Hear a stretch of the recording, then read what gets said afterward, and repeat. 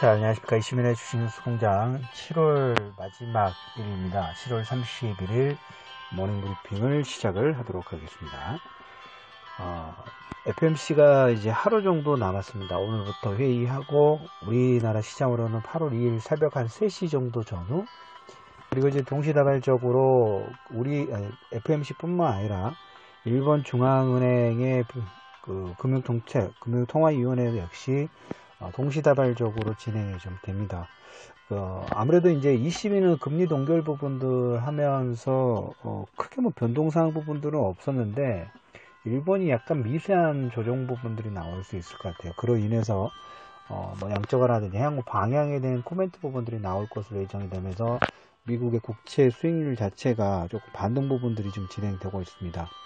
10년 만기 국채 수익률이 지금 3%에 근접하는 모습이 나오고 있다라는 얘기를 첫 번째 좀 드려보도록 하겠고, 아무래도 이제 최근에 미국의 2분기 GDP 성장률 자체가 4년 사이에 최고치가 나왔죠. 뭐 트위터에 트럼프가 너무 기대치를 올려놨고 시장 예상치도 4.2%가 나오면서 그거 대비 4.1%가 나오니까 우리가 이제 실적의 최고점 부분들이 나왔을 때 차익 매물이 나오는 그런 느낌 부분들이 있죠.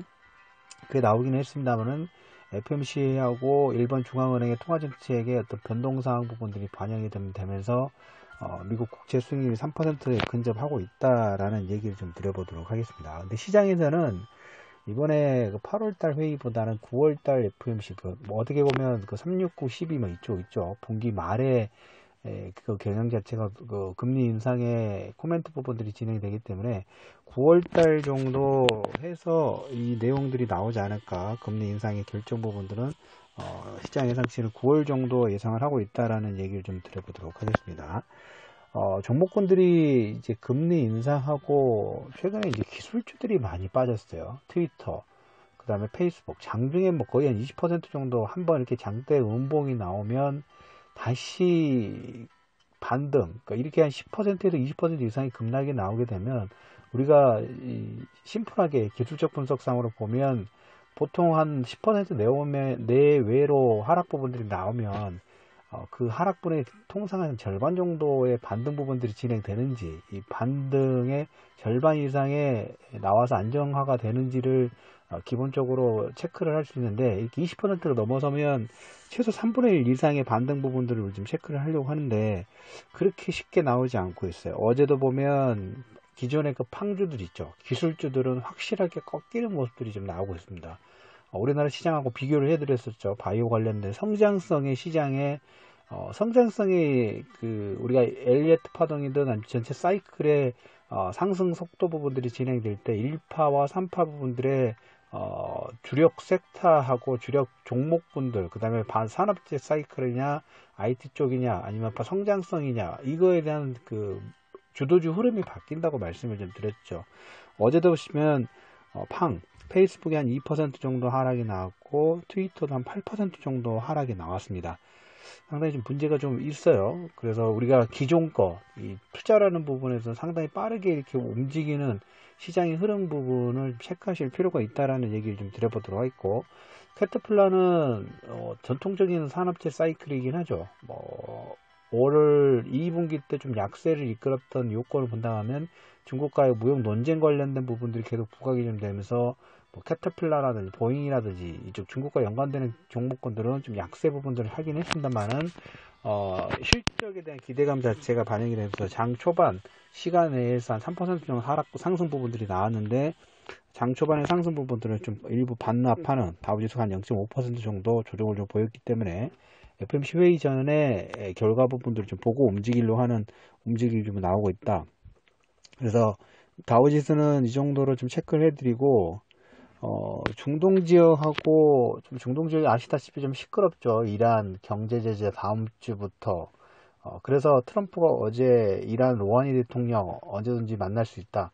한번 윽박 지르고 너희들이 내놓을 수 있는 카드는 뭐야? 한번 이제 체크를 해보려고 하는 그런 움직임이. 그래 인해서 유가는 캐나다 석유 기업의 생산 차질 우려로 유가는 좀 반등이 나왔다라는 얘기하고, 오늘은 그걸 좀 보고 싶어요. 미국과 중국 꽤 장기전입니다. 대만의 9월달에 해병대 파병을 지금 진행을 좀 하고 있어요. 39년 만에 배치로 당연히 중국은 거센 반발 부분들을 하고 있죠. 다 뭡니까? 그거하고 연관성 부분들이 있죠. 중국과 미국의 무역 분쟁, 논쟁의 현상에서 정치적인 부분뿐만 아니라 안보라든지 경제 부분까지 다 같이 들어가고 있어요. 북한 문제는 그거 연관돼가지고 몇 번 코멘트 드렸으니까 단순히 경제 부분만 보는 게 아니라 안보까지 같이 계속적으로 확대가 되고 있다라는 얘기를 좀 드려보도록 하겠고, 중국 역시 아직 왕치산이 지금 나오지 않고 있다고 말씀을 좀 드렸죠. 지난번에 이제 우리가 대략적인 일정의 윤곽 부분들을 한번 설정을 좀 해놓는다 하면, 관세 추가 관련된 부분들은 8월 말이나 이제 9월 초 정도, 뭐 공청이라든지 이런 부분 8월 말과 9월 달이 예정이 좀 돼 있고, 중국 같은 경우는 지금 보시면 8월 달, 이렇게 7월 말과 8월 달에 비밀 회동인 베이다이어 회의가 있어요. 상당히 중요한 회의고, 중국의 정치, 경제, 어떤 향후에 나갈 그 방향성을 설정하는데 고위급 회담이라고 보면 될까요? 중국 자체적으로. 그래서 이제 여기에 뭐 중국 전체적으로 사회, 정치, 경제의 향후 방향성에 대해서 심도 깊게 논의하는 회의라고 보시면 될 것 같아요. 그래서 그거 회의 다음에 이제 그 공청회 관련된 부분도 진행되니까 움직임이 나오더라도 방향 설정하고 내부적으로 방향 설정하고 그 다음에 다음 스텝 부분들이 좀 나올 수 있다라는 얘기를 첫 번째 좀 드려보도록 하겠고, 중국이 이제 1대1로 부분들을 진행을 좀 하고 있죠. 그래서 폼페이오가 인도 이 태평양 쪽 1천억 원대 투자 부분들을 결정해서 어떻게 1대1로 부분들을 좀 태클을 걸려고 하는데, 1천억 정도는 뭐 아무것도 아니에요. 금액이 너무 작아요. 통이 너무 작다. 좀 크게 써야지. 그 정도 가지고는 아무 필요 없다. 근데 이 정도로 코멘트가 조금씩 나오고 있다는 게 더 중요한 것 같습니다. 그리고 이제 두 번째로 보실 부분이 파키스탄 IMF의 13조 원 규모의 구제금융 신청 부분을 좀 합니다. 달러가 지금 95선에서 한번 반등이 계속 지금 헤딩하고 있다고 말씀을 좀 드렸죠. 그리고 하반기에 한 번 내지 두 번 정도 금리 인상 부분들이 예정돼 있다 보니까 올해 초부터 작년 하반기부터 이 부채라든지 달러 강세 부분에 위기감, 그 다음에 약점이 노출되어 있는 나라들은 계속 노출이 쉽게 사그라들지 않고 있다고 말씀을 드렸어요. 최근에 터키, 그 다음에 지금 이란, 그 다음에 이제 파키스탄도 구제금융 부분들을 신청하는, 물론 우리나라는 수출 경기 부분들이 워낙 좋다 보니까 그 나라하고 동시다발적으로 동일선상에서 같이 볼 필요는 없지만, 그래도 달러가 꺾여야 된다는, 그리고 파키스탄 같은 경우에는 만약에 저렇게 지금 IMF에 13조 원 규모의 구제금융 신청했어요. 다른 나라 같으면 1980년대부터 거의 한 12차례 지원 요청 부분을 했는데, 다른 나라 같으면 IMF에서 노 했을 텐데 절대 그럴 수 없어요. 왜? 파키스탄은 중국 카드하고 미국 카드를 둘 다 가지고 있는, 서로 구애를 받는 나라이기 때문에 미국은 어떻게든 파키스탄을 잡을 것이고, 중국 역시 저렇게 되면 지원 정책 부분들을 절대 제외할 국가는 아니다. 그래서 IMF에 뭐 13조 원 정도 구제금융 신청한다고 해서 너무 놀라실 필요는 없습니다. 파키스탄은 절대 버릴 수 없는 카드이기 때문에 하고, 우리가 이제 시장에서 전체적으로 우리가 방향성 부분들을 보면 기술주들은 상당히 해외 시장이든지 꺾이는 모습이고, 그 다음 우리나라 시장도 보면 어제 상승 부분에서 계속 지금 산업재 사이클 부분들 얘기하고 또 말씀을 드렸죠. 산업재. 지금 느낌상으로 보면 IT 쪽 우리가 이제 상승 부분들이 시작되기 전 초입 이 정도가 산업재 쪽의 흐름 부분과 상당히 유사하다고 보실 수가 있어요. 해외 시장이 FMC든 뭐 소음, 그다음에 이란 쪽 주도권 싸움이라고 말씀을 좀 드렸죠. 어제 잠깐 이란의 이 금융 제재 부분들을 다시 시작하는 것은 패권이라고 말씀을 드렸어요. 패권의 가능성.